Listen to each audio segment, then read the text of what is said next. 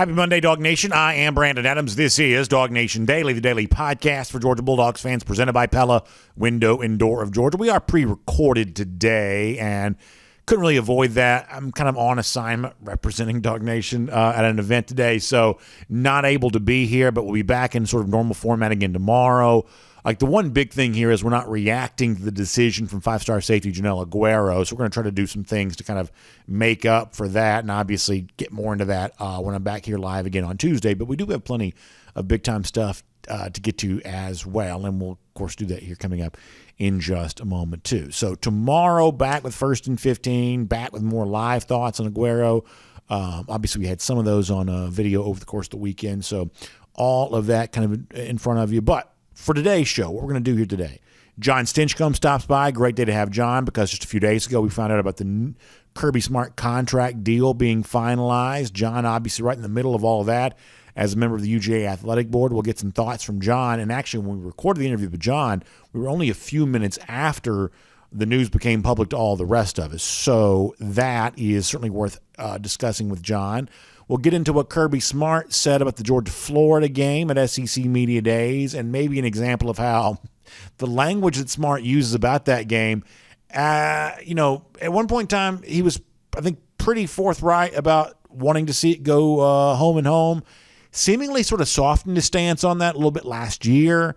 And now that he's won the national championship, maybe, one way or another, though, kind of back being a little bit more forceful about what he'd like to see from the future of the world's largest outdoor cocktail party. We'll talk about that. But before that, to begin things here today, an example maybe of SEC Media Days being maybe more revealing about the future of Georgia this upcoming season than maybe you might realize. What if we do that right off the top?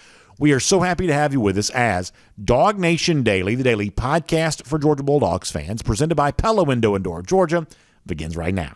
Today's episode of DawgNation Daily is brought to you by Pella Window and Door of Georgia, viewed to be the best. Presented by DawgNation.com. This is DawgNation Daily, the daily podcast for Georgia Bulldogs fans. Here's your host, Brandon Adams. So a little bit of housekeeping off the top, and then we'll get into the topic at hand here in a moment.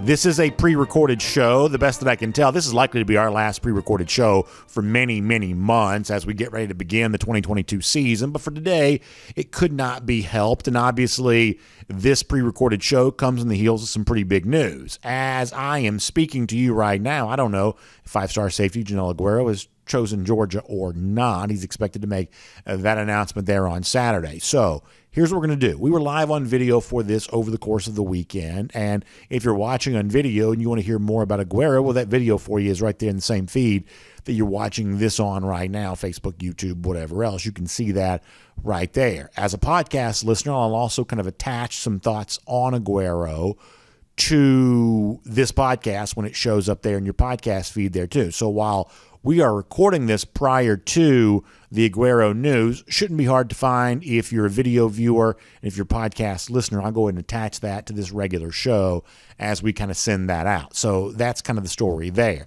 But beyond that, there is still plenty to talk about as it relates to Georgia football beyond just some of the recruiting stuff. Plenty to discuss when it comes to SEC Media Days just last week. And in one respect, maybe SEC Media Days more revealing about what Georgia could be for the upcoming season than maybe you realize.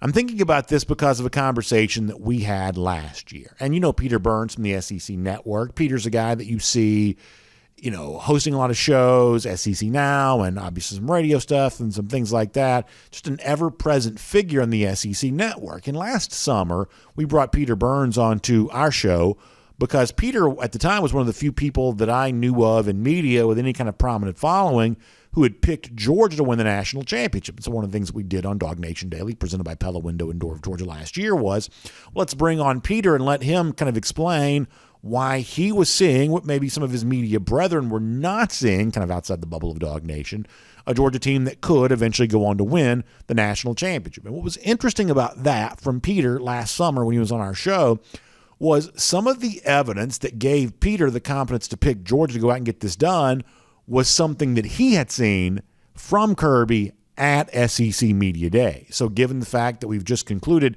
this year's version of that same event, Let's let Peter Burns from last year tell you why he thought media days was a little bit of a foreshadowing for a coach on his way towards winning his first national championship. This being Peter Burns from our show last summer. Every year when we go down to SEC media days, the story that you hear and I always come out with is not what the guys said at the podium. It's how they interact with us behind the scenes. Each year, Kirby's come in kind of tight, to be honest with you. He's just like laser focused. I'm going to be this, and this. He comes in, last couple of weeks ago, and he knows that I'm a big golfer. And the first thing he comes up, he finds his way over to me and he goes, "Where'd you play lately?" And then he starts showing me videos of places. And I'm like, this is not the Kirby Smart that I've seen before, where he was kind of, "Oh well, this is media days, and I got to do this." I was like, this is the attitude of a guy that knows this team is pretty damn good. He doesn't really have that many tough questions to answer, and he's chomping at the bit. And that tells me a lot more about the success he thinks this team can have versus anything else. I think that's really interesting. A behind-the-scenes conversation, a guy that has a year-over-year comparison. What Peter Burns very candidly told us when he joined our show last summer was, the version of Kirby Smart I saw during the 2021 media days leading into the 2021 season was an example of a coach who had become more relaxed. And maybe the confidence he had in his team allowed him to be more relaxed, and he was, as Peter said, chomping at the bit for the upcoming season. And at the time, Burns was one of the few people actually picking Georgia to win the national championship and using what he had seen in SEC media days as part of the reason for that. I find that to be pretty interesting. So let's fast forward to 2022, the event that just took place last week. Peter says, last year I saw a Georgia coach in Kirby Smart chomping at the bit for the upcoming season. Well, for those of us who saw Kirby Smart at the podium on Wednesday talking about his expectation for his team for this upcoming year, isn't it fair to say that we also saw Kirby Smart who was once again kind of chomping at the bit, if you want to use that phrase? A Kirby Smart who was seemingly raring to go, a Kirby Smart who was unwilling to buy into the narrative that other people wanted to give to him about, this is a team that's gotten fat and happy. This is a team that can't live into the reputation that established a year ago. Kirby Smart seemed pretty comfortable in his own skin, pushing back against some of that when he spoke last week, maybe once again justifying some confidence the way that he did with an SEC network host last summer. Let me give you an example of that from Kirby on Wednesday. Here he is. I've done the rounds this morning. I'll bet you at least 50 people have asked me the question. So feel free when we open up for questions to ask me the concern there is for complacency. That does not concern me in the least, because to be complacent, you have to have done something and achieved something. The men on this team for this season have not done that. They have not. We had 15 players that are now gone to NFL camps or draft picks. They're gone. And we have some returning players, but they're hungry as ever. People have asked the question, how does it feel to be hunted? We will not be hunted at the University of Georgia. I can promise you that. The hunting that we do will be done from us going the other direction. It's not something we're going to sit back and be passive about. I mean, I love that. I mean, I'm a Georgia fan. Many of you, most of you who are listening are Georgia fans there as well. The idea that Kirby Smart says, we will remain the hunter, not the hunted. And I know that's a little bit of a cliche, and it's the kind of thing you hear coaches say all the time. But Kirby had the option not to say that right there. Kirby had the option to say something other than, hey, the players in this team right now are hungry because they haven't accomplished anything. That the national championship belonged to somebody else.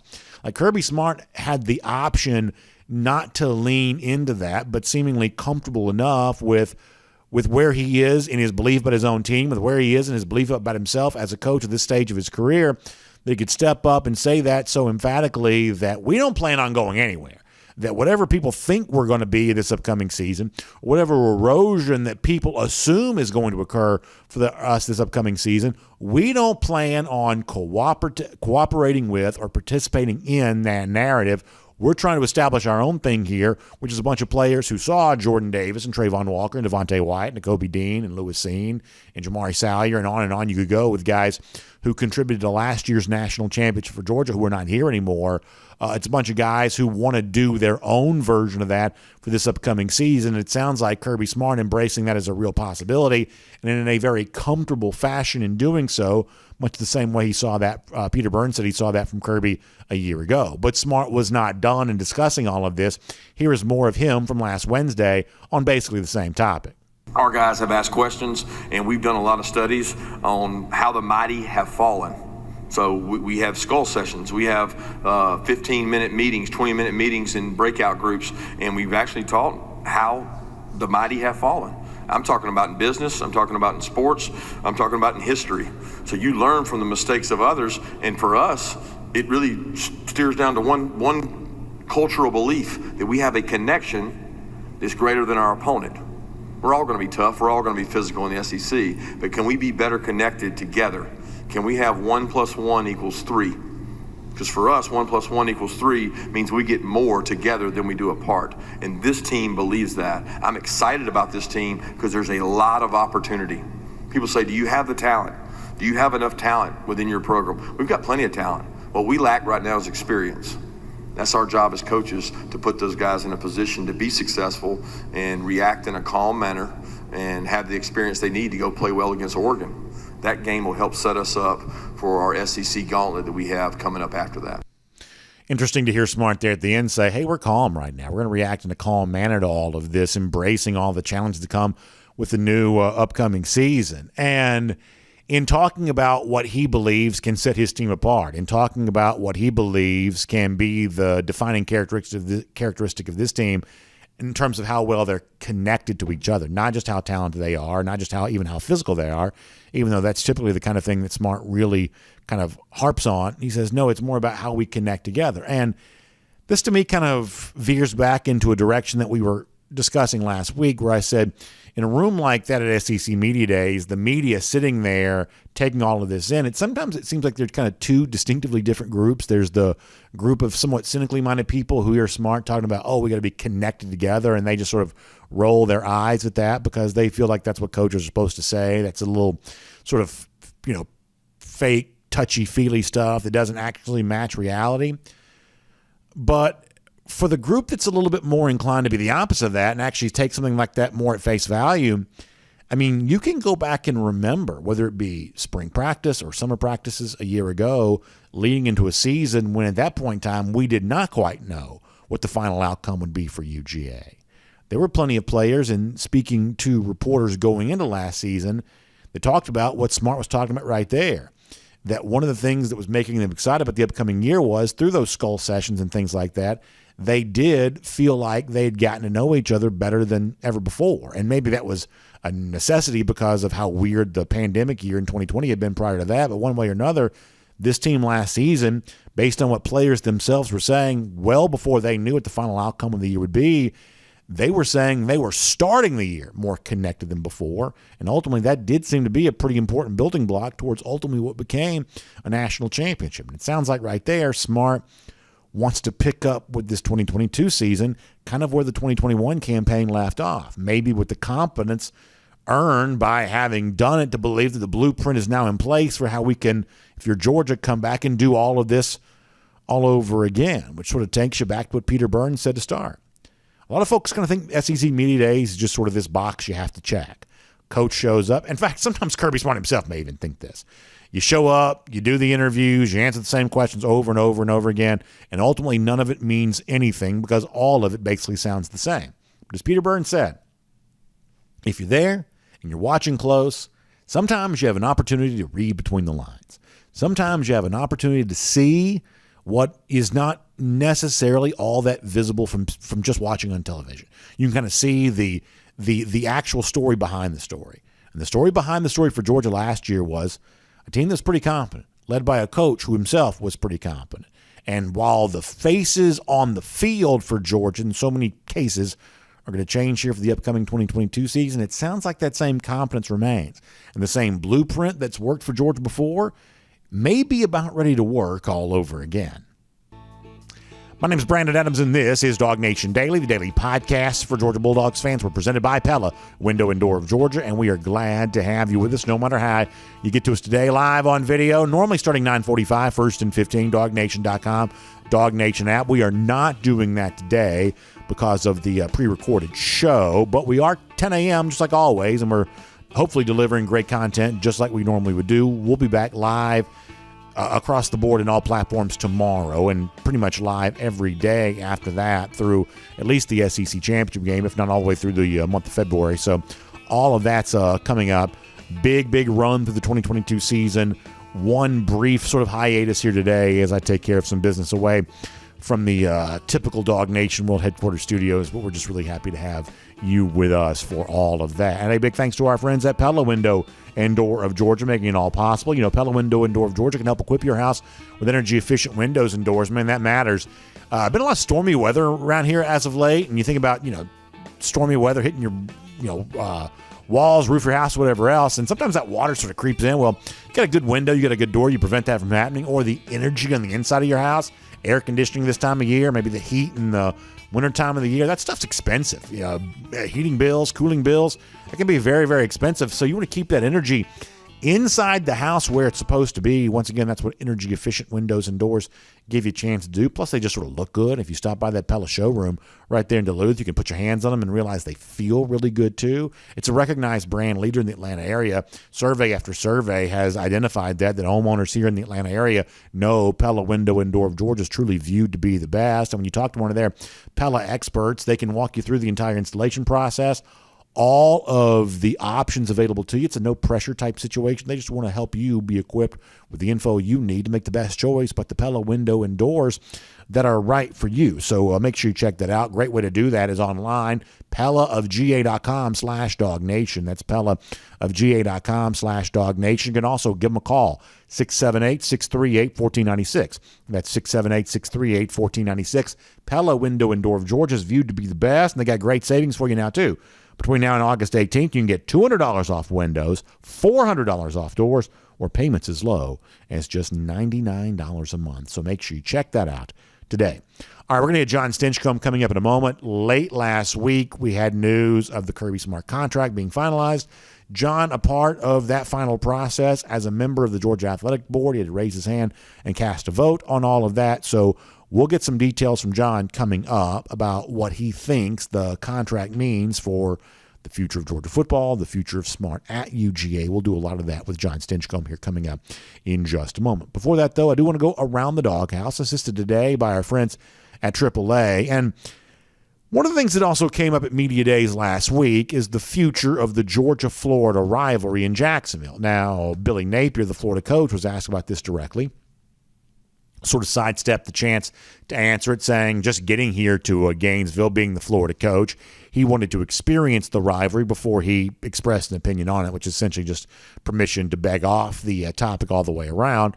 But for Kirby Smart, this is something that he's not unwilling to discuss. He's discussed this plenty in the past. You want to go back to his early days as Georgia coach. He certainly hinted that he liked for the game to be played not in Jacksonville, where it has been year after year after year for my lifetime and even before that, but in a home-and-home situation so that Georgia could host recruits for that game in Athens. When I had a chance a couple of years ago to interview Georgia Athletic Director Greg McGarity openly acknowledged that, Kirby doesn't want the game in Jacksonville. He wants it home and home. That's just kind of the feeling that we've all understood Kirby to have on this for quite some time.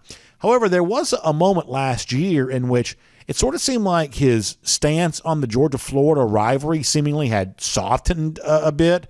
I'll give you an example from last summer. Paul Feinbaum's show asked about the future of that game in Jacksonville. Certainly at that particular time, he was not slamming his fist on the table about changing it, really more content to say, hey, it's complicated. This was Kirby last summer. Do you think it's off the table now to move that game from a neutral site to campus? I'm talking about the Georgia-Florida game. Well, there's so much more that goes into it than just that. The sheer outlook of it, it's an opportunity for both sets of football players. If it's just about the football players, they would get an opportunity to play at each location. The Swamp in Gainesville, and they'd come to Athens and play in our stadium. But there's so much more than that. There's so much tradition, history there. A lot of our fan base is in the southern part of our state. You know, our largest alumni base outside the state of Georgia is in Jacksonville, Florida. So there's a lot that goes into that decision outside of just the game. I mean, in that particular quote from last summer, that does not sound like a coach who's demanding change. That's a little bit softer of a stance than he had taken previously.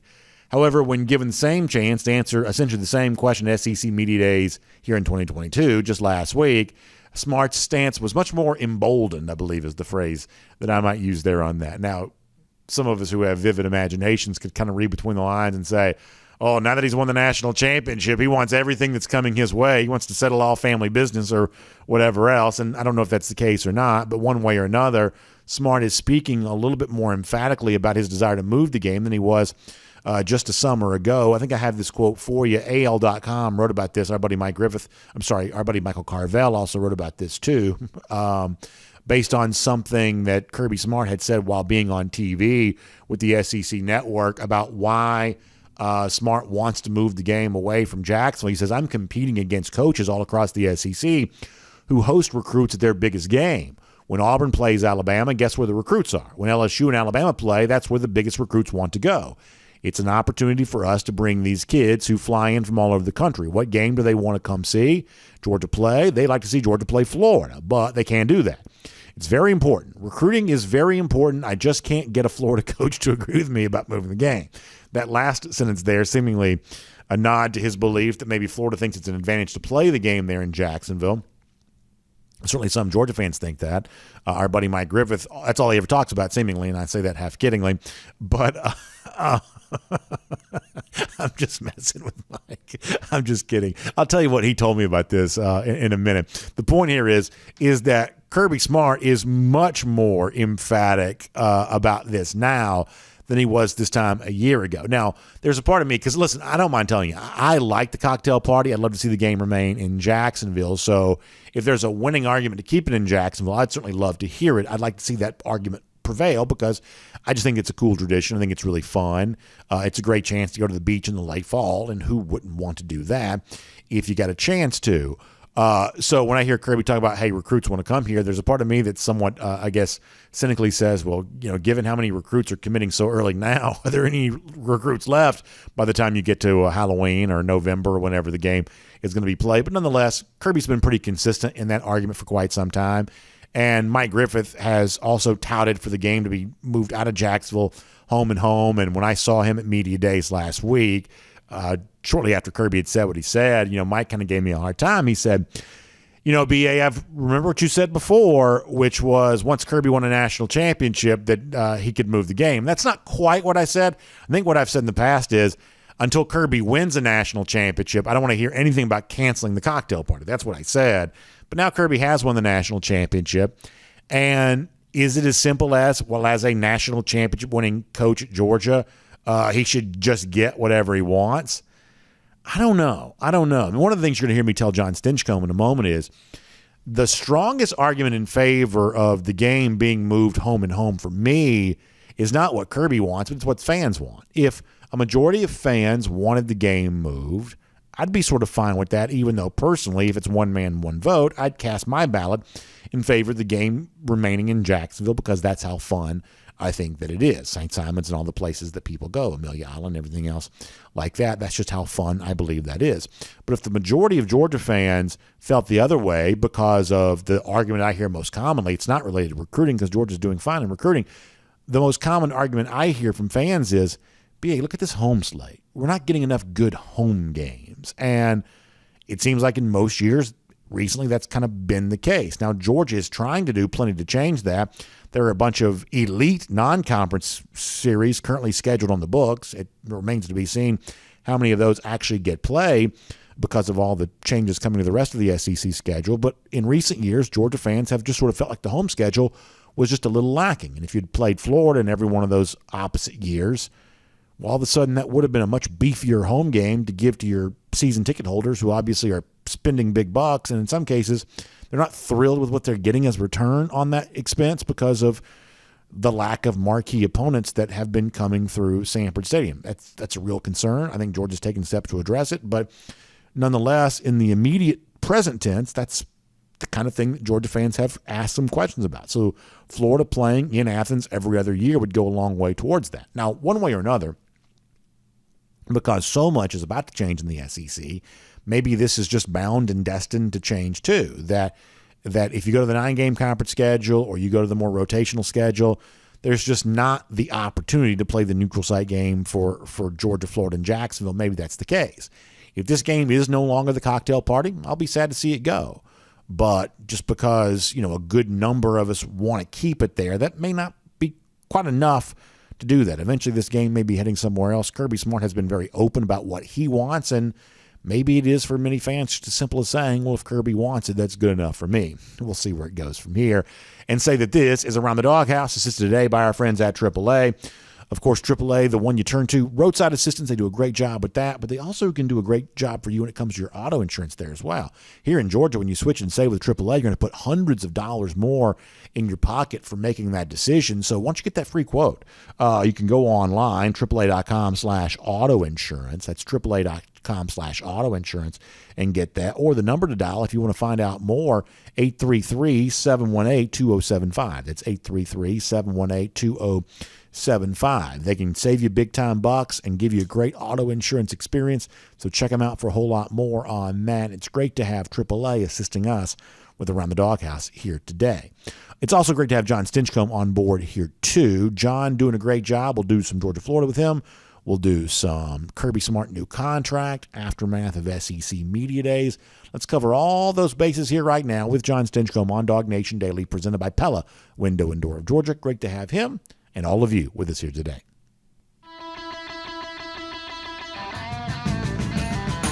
From Athens and across the SEC or wherever the recruiting trail may lead, here's a DawgNation.com insider. Say hello to John Stinchcomb here on DawgNation Daily, presented by Pella Window and Door of Georgia today. John, good enough to join us when it's a little bit of a pre-recorded show as I'm kind of sneaking away on assignment to represent DawgNation here today. And John, there's a lot I want to talk to you about. Obviously, some of this stemming from what happened at SEC Media Days last week, and of course the new Kirby Smart contract that kind of popped out on Thursday there as well. But I did want to bring you in on a discussion we were just having before you joined us about the future of the Georgia-Florida rivalry in Jacksonville, something that over the years Kirby has been, pretty forthright in his belief that the game would be better played on campus for recruiting purposes, things like that. Yet we know that it's been a pretty lucrative contract for UGA to have the game in Jacksonville for the Florida side there as well.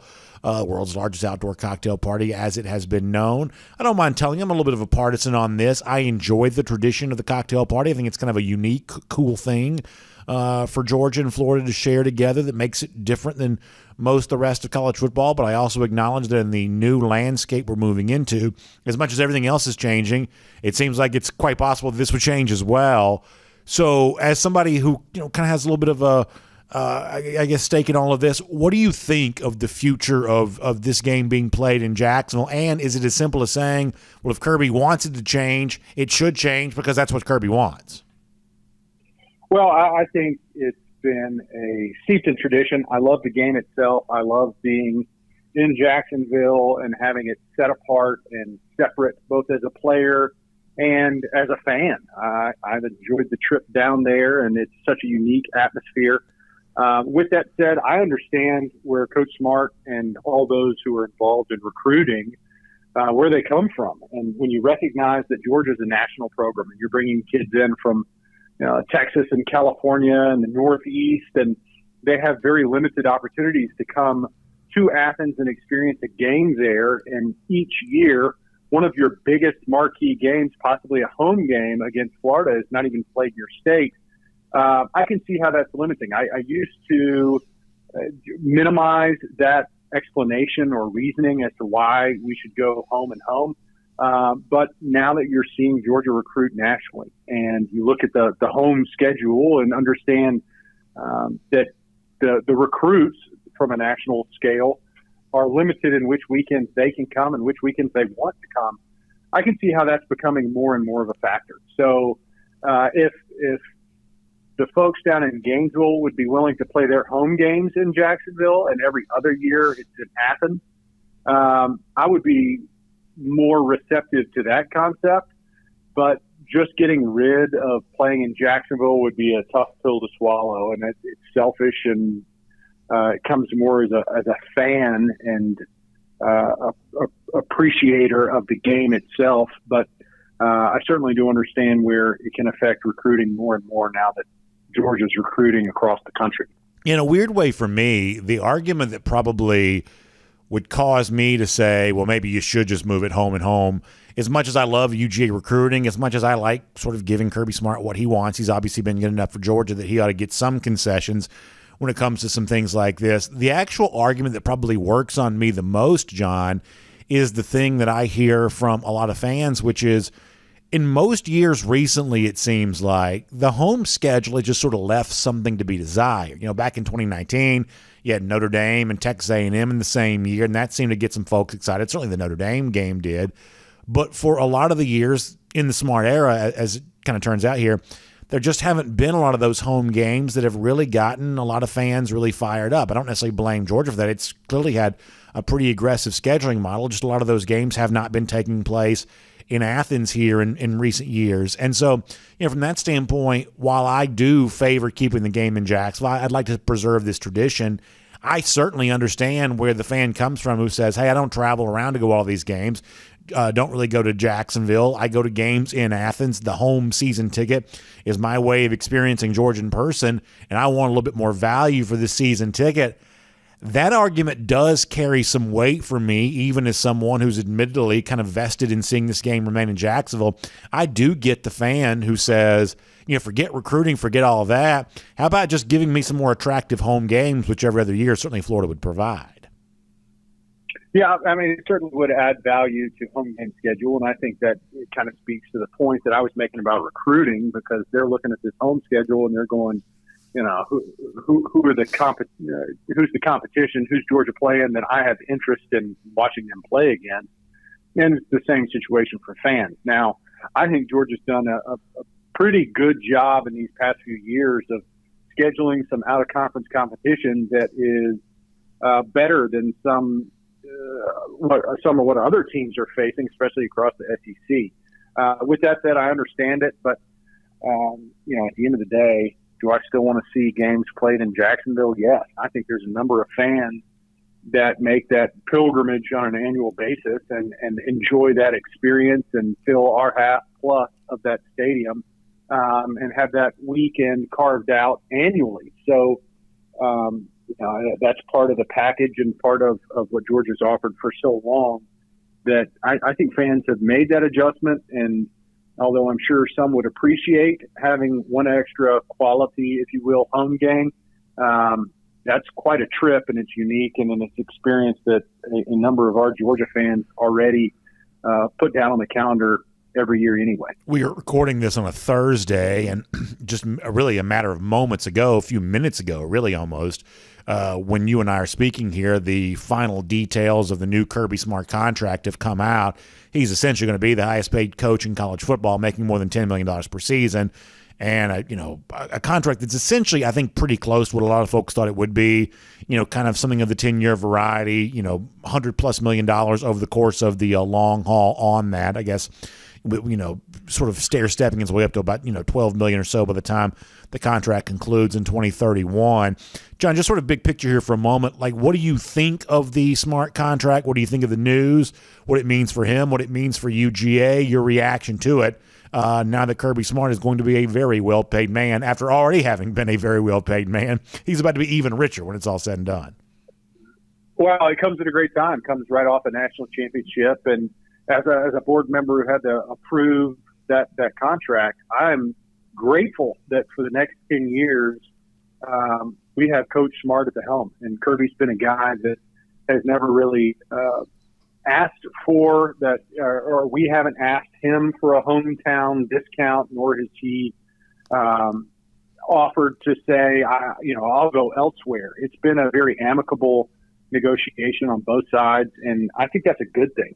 You want to be in a place where it's a coveted position, and the guy that you've got wants to be here long term, and that's what Coach Smart has expressed day in and day out. That he has from my perspective and from all those that matter more than mine, he's building and has built a program that's sustained and sustainable. And it's not the flash in the pan. And, there's been much reference to that 2019 LSU season where Georgia's trying to avoid that one-hit wonder. That's not the way Georgia's built. That's why in this Kirby Smart era, it's been Georgia's relevant in that national conversation. Some years more than others, but always close and been able to be a part of the college football playoffs a number of times, and this year will be no different. So when you have an opportunity to lock in a coach that is leading your program as well as Kirby is, I think you jump at the chance. And yes,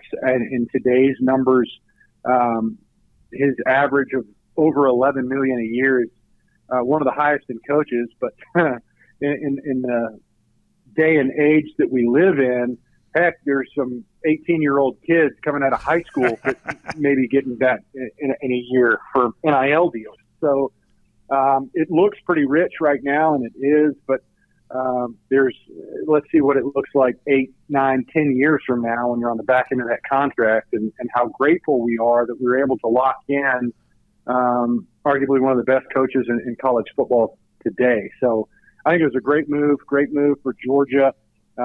It brings some solidarity and lends confidence to this program that we're headed in the right direction. I think it was a great step for all of us. You think about great coaches, almost all of them have some moment in their career where they consider taking another job. Soon Clemson may deal with that with their Dabo Swinney, who obviously played at Alabama. It's been rumored that, hey, maybe one day Dabo might be a replacement for Nick Saban. Even Saban, since being in Alabama, had that brief overture where he seemingly flirted with Texas. At one point in time, I guess in the past, maybe Vince Dooley thought about going somewhere else.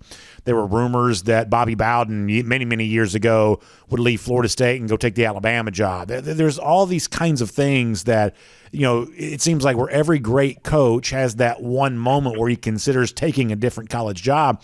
To think that Georgia so early in Kirby's career, as he's entering kind of his prime coaching and professional years, to think that Georgia through this contract could essentially take that off the table, where there's really no reasonable consideration for why Kirby would ever coach at another college job. If Georgia truly has taken that off the table, which I believe this contract signifies they have, it really is an example of kind of the perfect marriage here. Kirby at his alma mater, but also at maybe the most resourced program, among the most resourced programs of them all, and Georgia, the institution, with the kind of coach where they have no doubts, no reservations about doing what's needed to do to make sure he never looks around to go coach somewhere else, at least in the college ranks. That's a pretty rare relationship, but that seems like it's a pretty apt description for the relationship Georgia and Kirby have with each other. Aren't we grateful for it? I mean, what a great opportunity to have one of the best college coaches in the game who's, got the pedigree and background and affinity for Georgia that you're hoping for, that which, the other programs have. The guy isn't Kirby Smart. And so to have such a high quality coach that wants to be here, and there's that other team that's always lurking that you're worried about, I think is a very unique and special opportunity that Georgia's been able to really cash in on. And, Kirby's cashing in today or this week on such a big contract, at least the announcement of it. But it's a great situation. I mean, for him as a coach, it's a program that the envy of many suitors' eyes because of the financial stability and the direction of the program, the support from the fan base, the support from the athletic department, so many different pieces that a coach is looking for. Can I be successful there? I think there's so many boxes that are checked yes, that Kirby sees this is a great opportunity, not just because this is my hometown team, but because of the way the University of Georgia has situated itself financially in the landscape of college football across SEC. And on the other side of the coin, you've got a coach that wants to be here, that's highly qualified and skilled and cut his teeth under, I hate to say it, but probably the best in this era. Yeah. So he's got that background that is second to none. So truly a special union that, barring any unforeseen travesty, should bear fruit for years to come. Let me ask you one final question here. One of the things we also talked about before you joined us was the tone that Kirby kind of struck for Georgia at SEC Media Days last week with the message that, this is a team that's looking to try to keep the same edge in 2022 that it had in 2021, being the hunter and not the hunted. And in a lot of different ways, both Kirby and the players who were there kind of tried to push back against the notion this would be, in any form or fashion, a complacent football team after having won it all the previous year. What did you think of that message? What do you think about the idea of now following up those words with actual actions when practice begins, focusing yourself to be as good as you can be, and then going out there and making good on all of that once the games start being played? Buddy, the greatest thing about SEC Media Days is I think it gives fans an insight into what the coaches are telling their players. Yeah. How they're getting their team focused, what their attention is, what the perception and perspective needs to be heading into a season. And it's across the board. Georgia's not unique in that. But for a fan, it gives us that insight into what's the mentality. And to understand when you hear Kirby Smart saying Georgia's not going to be the hunted, we're not going to just sit back and get hunted by these other teams. And it gets me fired up. And to hear the players echo similar sentiments that, however many 15 guys are already in NFL camps right now, and other players that were of value this past season are no longer in our locker room. So that this is a relatively new crop of guys. There are exceptions, obviously. Stetson and Nolan are two prime examples of it, but this is a whole new team. And to think that we're going to, quote unquote, rest on our laurels doesn't seem to be a mantra that anyone is buying into in Athens. So I find that to be exceptionally exciting. And when you look at it from the perspective of what Coach Smart's putting out there, we're not at the top of the heap and trying to kick the faces of those that are biting at our heels as we're getting hunted. Like, they're the ones that are going to – we are going to be the ones that are going to get after folks. We're coming after them. Man, I'm just telling you, as a player, as a fan, I could not be more excited about that perspective heading into this season. John, it's a great sentiment. I think that's well said. Thank you so much for sharing that message with us here today and your insight into a contract process from Kirby Smart that, as you said before, you were a part of there as a member of the athletic board. It's an exciting time to be a Georgia fan on a number of fronts. We appreciate you being here to talk about it here on DawgNation Daily, presented by Pella Window and Door of Georgia. And we'll, of course, look forward to speaking to you about all of these kinds of things again very soon as we continue to get closer to the start of practice. So, John, thanks for being with us here, and we'll look forward to chatting soon. Always a good time, BA. Go Dogs. Let's take a look around the rest of the league. This is SEC Through. Good stuff there from John Stinchcomb this and every week here on DawgNation Daily, presented by Pella Window and Door of Georgia. Always happy to have his expertise. And by the way, speaking of expertise, I feel like I'm starting to become a little bit of an expert when it comes to my friends at Royal Caribbean. You know I love taking Royal Caribbean cruise vacations, and you know my encouragement to you is to do the same thing. And I got to tell you, here late summer, heading towards fall, this is a great time to do that. Whether you want one of those 7-night sailings, you want a 3 or 4-night sailing, you want to hit destinations in the Caribbean, still some time. Maybe, I think, to get on board an Alaskan cruise vacation there as well. I know actually a lot of folks who are taking Alaskan cruise vacations here this summer, and they're really excited about all of that. Or if you're like me, you're kind of already thinking ahead to like early 2023 with some sailings already booked for me there as well. It's just a great time to be on board, and I think the experience is made better when you make the best possible selections, including the port that you sail out of or the ship that you sail on, the destinations that you visit, your ports of call. And that's where a great travel agent like our friends at the Cruise and Vacation Authority can come in and help you on this. You can find them online, tcava.com, tcava.com. You can also give them a call, 770-952-8300. That's 770-952-8300. And the thing about the Royal Caribbean fleet of ships is they're all great, but they're also all slightly different. And I think that every ship is perfect for someone. And so the question is, well, what ship is perfect for me? And so talking to someone who's been on a lot of sailings and done a lot of cruises, had a lot of experience with Royal Caribbean, I think it just gives you the best chance to have the best experience, and so that's what the Cruise and Vacation Authority can do for you. So make sure you check them out and let me know. Some of you do reach out and say, hey, BA, I'm on my way on my first Royal Caribbean cruise or my latest Royal Caribbean cruise or whatever it is. Let us know when you got one coming up, when you're going on one, because we love to celebrate with you, because we love to see folks having a good time as we await the start of the upcoming college football season. Now, as we shift here to cruising around the SEC, courtesy of Royal Caribbean, I think one of the most interesting things about media days, probably last week and maybe even every single year, is what you get a chance to learn about UGA opponents. And I kind of want to focus in here on a couple just for a moment. So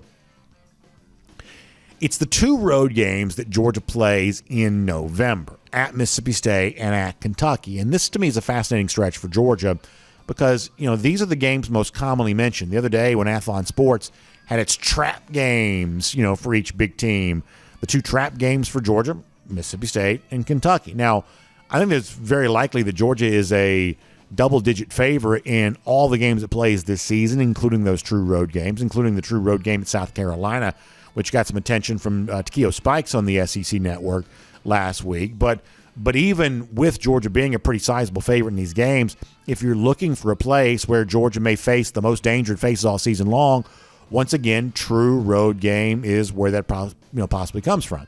And the Mississippi State game is one of the ones that's probably as interesting to me as anything because this is not a team that Georgia sees on a regular basis. It did play them in 2020. Most of us would say that was a pretty weird game for Georgia in the fact that Dogs didn't really run the ball at all. It was JT Daniels' debut. He threw it all over the yard. But Georgia still only scored 31 points. It was a very close game against the Bulldogs team that's actually pretty bad. It's just a weird day all the way around. Mike Leach, obviously a pretty weird coach, too. And so I think there's a degree of mystery around Georgia going to Mississippi State because Georgia doesn't travel to Starkville very much. The Bulldogs, the maroon version, not a team that Georgia plays on a regular basis. So what is Georgia going to get from Mississippi State? And by the way, what does Mike Leach think about Georgia? So on Tuesday, I was at Media Days. I do a weekly radio spot with our friends at 92.9 The Game. And when that finished up, I had just enough time to get into one of the rooms where Leach was going to be speaking. And so I said goodbye to Andy and Randy there on 92.9 The Game. And I'm talking about I sprinted as fast as I possibly can, which is not very fast for me, but nonetheless, I'm sprinting as fast as I can go to get in there. And I feel very good about myself because I essentially plopped down the chair right as Leach is getting going. I'm like, hey, I didn't miss this. Shoot my hand up in the air when I ask a question. I think you can probably find this online somewhere. And so I was like, you played Georgia close in 2020. You're going to play them again this upcoming season. Do you have any early thoughts on UGA? And Leach looked at me and goes, no, not really. I was like, well, there you go. And he went on to say, whatever, basically just, got to try to get better as his own team, whatever else. Coaches don't love answering questions about other teams, but I'm not there to ask questions about Mike Leach about his own team, so I don't want to apologize for asking about UGA. The point is he didn't give me much of an answer. However, I will say this, that in listening to some of the other things that Leach said while he was at Media Days, I do think you get a little bit of interesting insight into kind of what this team is for the upcoming season. Will Rogers at quarterback was not a guy they brought with them to Media Days. It's always a little bit weird when the quarterback who's well-established and a firm starter, when he doesn't come to Media Days, but it sounds like they do have quite a bit of confidence in him.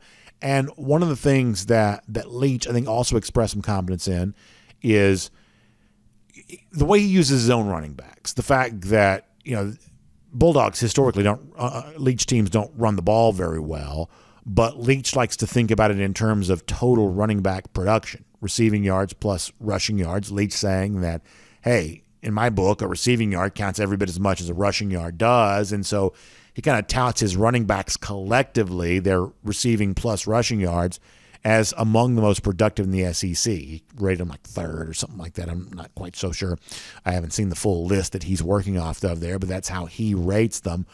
Which is something to keep in mind, that if Leach stays true to his word when they host Georgia in November, not only will they pass the ball quite a bit there that day, but expect a lot of action with the running backs getting involved in the passing game. That's something that Leach kind of sounds like that he wants to do. And I do think that's a pretty intriguing game for Georgia. Kind of a tricky coach in Leach who has a little bit of an oddball type offense. Can be a tough venue. Georgia's one of those teams that doesn't regress a ton towards the end of the season because even with injuries and everything else, they have a lot of depth to lean on. But going to Starkville, could be a little bit of a unique challenge for Georgia. It's worth considering. Similar time on the schedule, similar story, road game at Lexington against Kentucky. We've already had one of the Kentucky assistants earlier this year talking about the possibility of the Wildcats pulling the upset there that day. And I guess apparently there's an SEC network analyst who also views this as a possibility. Chris Doering, who's a Gator, but we still kind of like Chris Doering. I think he does a pretty good job. He's been a pretty regular guest of ours here on this show, and I think he's typically pretty good when he's on here there too. But on the SEC network, his bold prediction of the upcoming season, he says on the 19th of November, Kentucky knocking off Georgia, the defending national champion. So if you don't believe me that the toughest game for Georgia could be at Kentucky, a big, bold prediction like this, maybe give some voice to that, maybe more so in home game against Tennessee, neutral site against Oregon, or any other game that might stand as a possibility on that, Chris Doering outright picking Kentucky to win the game. I think that's ludicrous. If Chris was sitting here right now, I'd tell him that, directly. I think he's a good analyst. I think he's good at what he does, but that's asinine. I don't believe that Georgia's losing that game, but I do believe, Georgia didn't play great the last time it was there in 2020. That was a game in which the Georgia offense certainly scuffled a little bit, and there were very few fans in the stadium in 2020 that expects to be something close to a sellout here in 2022. So a challenge for Georgia, and probably worth considering that SEC Media Days ultimately kind of bolsters what we feel about Georgia, that the trickiest games, the most interesting games, the story of just how dominant a regular season team Georgia is, a lot of that tale will be told in what happens in November. Back-to-back road games, including the likes of Mississippi State and Kentucky. That's where a lot of fascination will rest with what the Dogs do this season. We'll make that cruising around the SEC, courtesy of Royal Caribbean. And, of course, speaking of the Wildcats playing at Kroger Field, and speaking of our friends at Kroger, also ongoing right now, your chance to participate in our Kroger 5-Star Kids giveaway. It's something we did a year ago. We had great success with that. A great way to honor some of the cool children that are in our listening family here, whether it be your own children or just kids that you know. Go ahead and let us know about them. Send an email to info@DawgNation.com, and eventually we're going to draw 5 winners at random. And starting the week of August 1st, we're going to announce a winner per day here in our program. The 5-Star Kid winners get a really cool Kroger 5-Star Kid t-shirt, which is kind of fun, and also a pack of gift cards worth $250, including a really nice gift card from our friends at Kroger. So please make sure you go to DawgNation.com if you need more information, or if you're just sort of ready to make your submission, please do so, info@DawgNation.com, and you can do that right there as we get ready to honor some Kroger 5-Star Kids coming up very soon right here on DawgNation Daily. We'll take a break from our golden shoe here today, just given the fact that we're pre-recorded, and certainly thank you to all of you for allowing me to sort of step away for one more day here before the season gets going in earnest. I'm happy to be able to do that, and happy to be back in a typical normal live format with you all again tomorrow.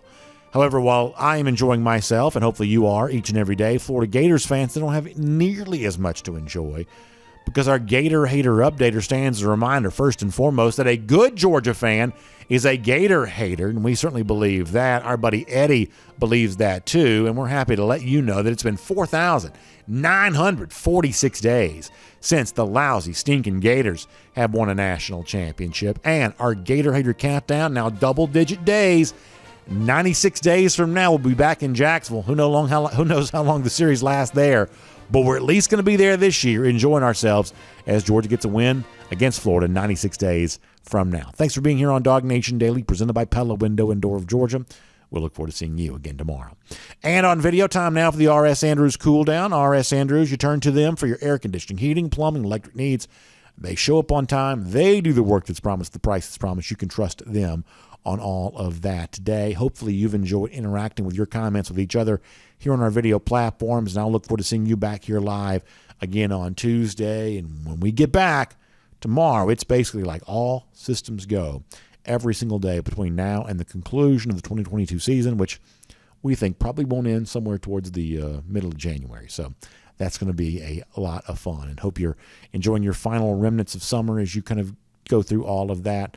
Thanks for being here. We'll talk to you again tomorrow for our R.S. Andrews Cool Down, and right here on DawgNation Daily, presented by Pella Window and Door, Georgia. Starts at 9:45 for First and 15 on DawgNation.com, the DawgNation app. 10 a.m. after that on all the other DawgNation platforms, live on video, and then podcast and everything else. We will see you then back here again tomorrow, everybody.